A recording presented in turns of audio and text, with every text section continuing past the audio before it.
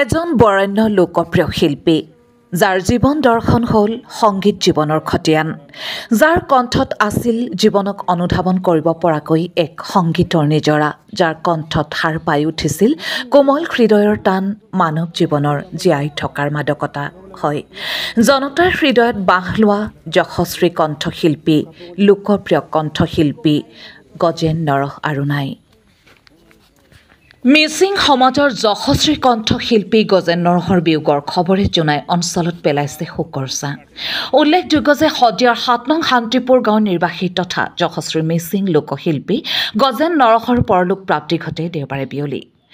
যশস্বী লোকশিল্পী গজেন নৰহৰ কালজয়ী তথা চিৰ সেউজ গান আচিন আগমদম য়ক লাময়বং আলুমনা দুপক লমনা লুটেকা শীৰ্ষক গীতটিৰ লগতে বহু যুগমীয়া সংগীতত কণ্ঠদান কৰি মিচিং সংগীত জগতক সমৃদ্ধ কৰি থৈ গৈছে।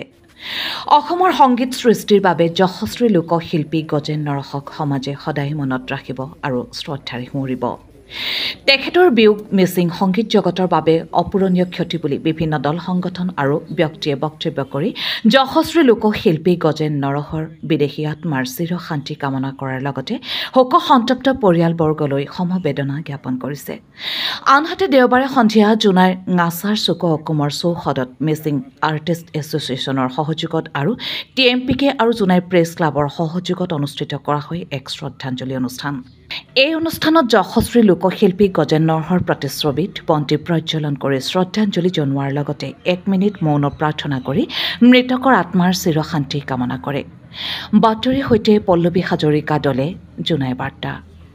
ছিল গজেন নৰহবো 2টা বজাত ইয়কাং মুলুগাৰা চক্কা কাটমাবম না তাত বেংলা ngomбum tani akolo bidak kadandenge katoma bomadbum na ngodo ai pemedir gela mane okulai pemepengkangko bei bumgo adak kedu kasina ngola gojena guto ngokohob guto nomgo hilpi pension da abaro da gom domoy no emesi bo gubogelang jenetene kolen be bugutoma guma pigela punyam bairo ngo gula tokmabo amiga kaek tokuma amdagom silobe nguluara sokka katokuma gombe okoloi duda gombe mepola hanti pe dulang amnango bu asinara bokabungo melugdung big ommange nenge awanyi komdag evolution aila dulangka meposak pol duye pesine sikangai bongai amnanango melugdu bona aipa aila dulangka ommang kedem odok bumtu jibon so sekosin mitpan mang Bilango recording mitagai bolo long play recording dem muluk anya lupodam tatgela bolok juti sitrobondok tani kide babba manika mohmorupik lupom pidangam na bare motumola kintu muluk anya gade tabute charke adbinam de monam de sirojugamiya hoi thakibo aru nowa ke kondong owa ke konso kabeng mensumang tatbeng mensumang asina uname oyam nam odeki Begupodak kubong ledupang ulusin to gupay ko amyamulo madurnam de mumpa idako sinam pisot betu supak ngulum to berkusul kato kumabo gotike matro apunga raije homaz de bumto udilen mitpan mabo gojen noro hoi thaki golar sai amar monbur beya lagise aji amar hokolere moromor gojen noro amar majot aji nai আমি আশা কৰিছিলো তেও নৰিয়া অৱস্থাত আছে বুলি আমি গম পাইছিলো কিন্তু আমি আশা কৰিছিলো তেও হুনকালে নৰিয়াৰ পৰা সুস্থ হৈ আমাৰ মঞ্চত মানে গীত পৰিবেশন কৰি আমাক আকৌ উৎসাহিত কৰিব আনন্দিত কৰিব বুলি ভাবিছিলো কিন্তু সেই ভবামতে নহল একান আজি সকলোৱে আজি মৰ্মাহত হৈছো গতিকে আমি আশা কৰিছো মৃত্যুৰ পিছত যতেই নাথাকক তেও আত্মাই সদ্গতি লাভ কৰক আৰু তেও নৱপ্ৰজন্মক তেওঁৰ গীতসমূহে উৎসাহিত কৰক আৰু নৱপ্ৰজন্মক তেওঁ তাৰ পৰা আশীৰ্বাদ দিয়ক আৰু যাতে আমাৰ নৱপ্ৰজন্ম তেওঁ অনুসৰণ কৰি সংগীতৰ দিশত আগবাঢ়ক তাকে মই কামনা কৰিছো আৰু যতে নাথাকক তেওঁ শান্তিৰে থাকক তাকে কামনা কৰিলো।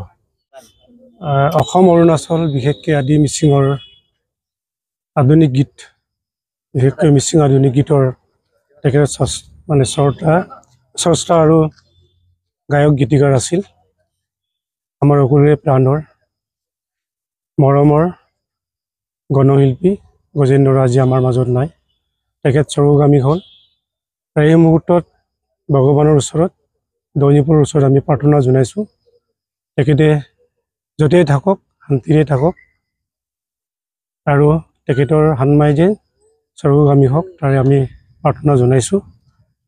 আৰু মই এটা কথা আহ্বান জনাব বিচাৰিছোঁ, বিশেষকৈ আমাৰ মিচিং সমাজৰ যিসকল শিল্পী তেওঁলোকক মই আহ্বান জনাওঁ, তেখেতৰ যি বহুমূলীয়া যিবিলাক মূল্যৱান গীত, তেখেতৰ যি সুৰ, তেখেতৰ যি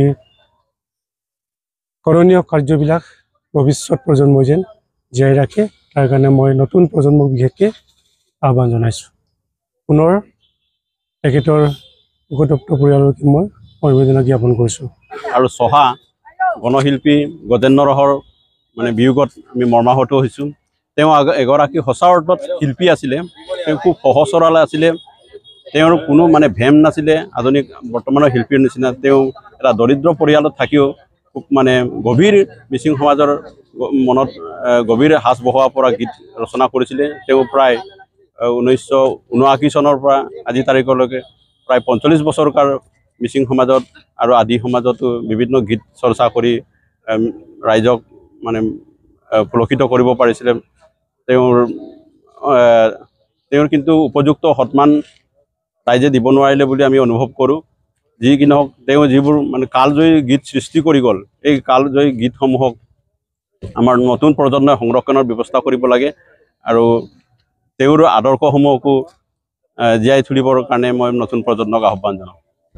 আজি আমি আধুনিক যুগৰ আধুনিক গীতৰ আমি মিচিং অৰুণাচল আসামৰ কিংবদন্তি বুলি ক'লে আমি ভুল কোৱা নহয়। এনেকুৱা এজন পুৰুষ, এনেকুৱা এটা কণ্ঠৰ এটা ভগৱানে দিয়া গিফ্ট গফ্টেড এনেকুৱা এটা কণ্ঠত মধুৰ কণ্ঠ, ৰোমান্টিক মেলোডি এনেকুৱা এজন ব্যক্তিক আৰু যেন আমি পাম, এইটো আমি কল্পনাই কৰিব পৰা নাছিলোঁ। আজি ইমান আমি বেয়া লাগিছে। আমাৰ মিচিং আৰ্টিষ্ট এছ'চিয়েশ্যন ফালৰ পৰা আমি জনাই জিলা হয়, আজি জনাইবাসীৰ সকলো আমাৰ শুভাকাংক্ষী ভাল মানুহে আজি শ্ৰদ্ধাঞ্জলি অনুষ্ঠানটো আমি কম সময়ৰ ভিতৰতে আয়োজন কৰিছোঁ। গতিকে তেখেতৰ পৰিয়ালবৰ্গলৈ আমাৰ গভীৰ আমি সমবেদনা জ্ঞাপন কৰি তেখেতৰ আত্মাই চিৰশান্তি লাভ কৰক, য'তেই নাথাকক তেতিয়া আমাৰ মাজত সদায় জীয়াই থাকিব। তেখেতৰ যিমানখিনি কণ্ঠৰ গীতবোৰ আমি ভৱিষ্যতেও জীয়াই ৰখাৰ আমি শিল্পী সমাজে চেষ্টা কৰিম।